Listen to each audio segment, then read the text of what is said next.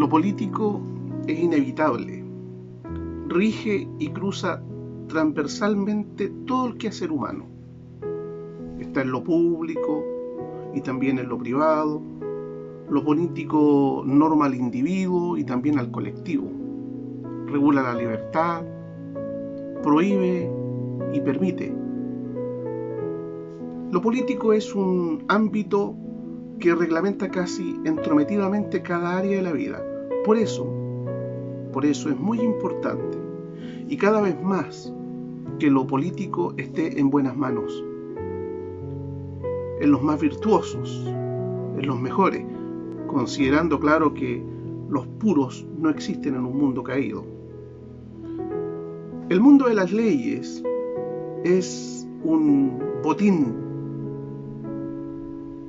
muy codiciado, porque quien se apropia del área obtiene un gran poder, y este poder puede ser individual, como en el caso de los tiranos, de los déspotas, y también este poder puede ser colectivo, como en el caso de las ideologías. Desde el espacio político, la sociedad puede ser esclava o libre. Desde el espacio de lo político, la sociedad puede progresar y también puede arruinarse. Puede adquirir derechos y también podemos perderlos. En fin, todo va a depender de la cosmovisión de quién o de quienes gobiernen mediante el instrumento de la política, porque la política es eso, un instrumento. Como lo político es un ámbito del que no se puede escapar, por ser casi omniabarcativo, entonces es muy importante cuidar este espacio que tiene el potencial para afectar a todos y a todas. Por eso debe valorarse mucho el sistema democrático cuando éste existe en un país, pues desde la participación democrática, todos, debidamente organizados, podemos cuidar lo político. El don de la ciencia política siempre está amenazado por la condición de la naturaleza humana. Insinúo que este importante espacio de desarrollo, convivencia y relaciones es frágil y también es fácil de instrumentalizar, pudiendo, en lo peor, usarse para fines ruines, como ha sucedido con los genocidios, con las violaciones a derechos humanos fundamentales, la matanza de los no nacidos, la violencia racial, la confiscación de la propiedad privada. Todo desde perjudiciales estructuras de pecado legalizadas, justificadas, arraigadas profundamente desde el terreno de lo político.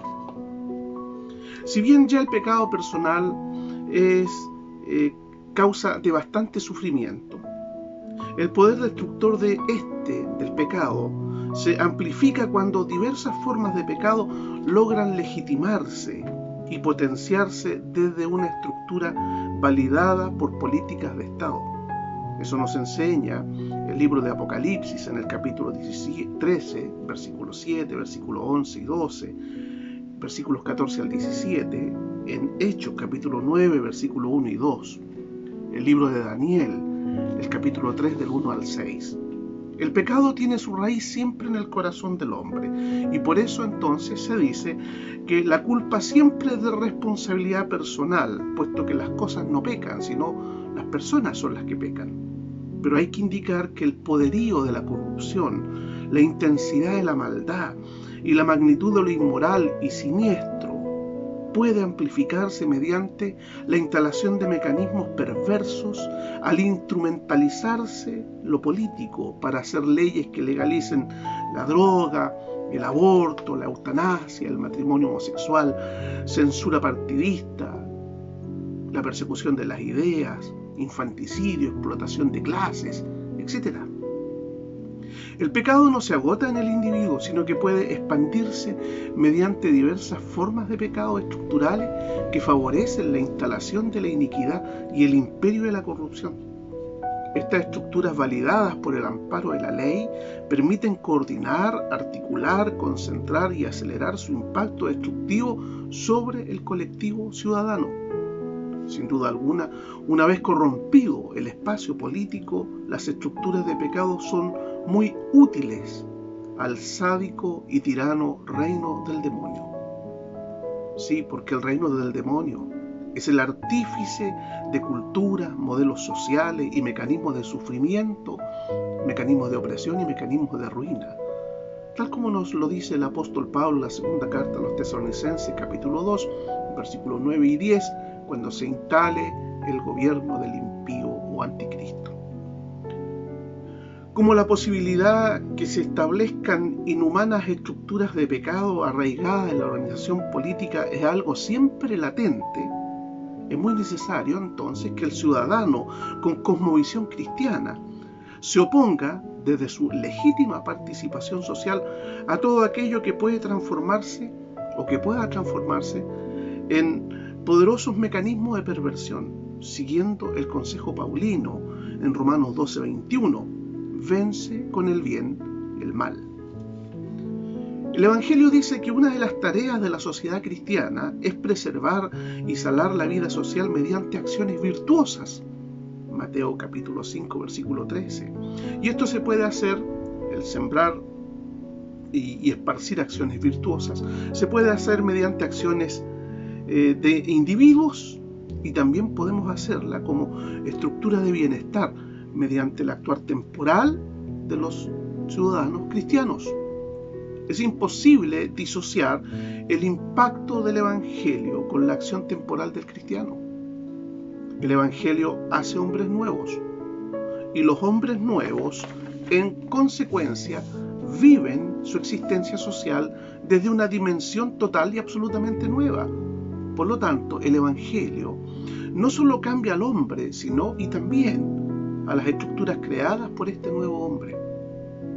No debemos perder de vista que lo demoníaco y lo divino también actúa, se plasma, se materializa en el orden temporal mediante los individuos, la cultura y las estructuras sociales. De manera que la madre de todas las batallas entre el bien y el mal se extiende en todo el quehacer humano, sin excluir lo político, de ninguna manera, pues lo político actúa intensa y abarcativamente en el orden temporal. El archienemigo de todo lo bueno vino a matar, robar y destruir, como lo dice el Evangelio en Juan capítulo 8, versículo 44, Juan capítulo 10, versículo 10. Entonces, sin lugar a dudas, le son muy útiles al archienemigo de lo bueno las estructuras de pecado, tal como lo señala Apocalipsis capítulo 19, versículo 19. Como también, sin lugar a duda, a la fe y a la cultura cristiana le son muy útiles las estructuras virtuosas, siendo entonces lo político lo mismo que el torrente sanguíneo para el virus o para el anticuerpo. Le permite actuar más rápido y con mayor efectividad. Por eso, la sociedad cristiana, como agente de transformación, por ninguna razón debe descuidar el terreno de lo político, pues tal área es un importante espacio para afectar sustancialmente la vida social y eclesial, como lo señala el apóstol Pablo en la primera carta a Timoteo, capítulo 2, versículos 1 y 2.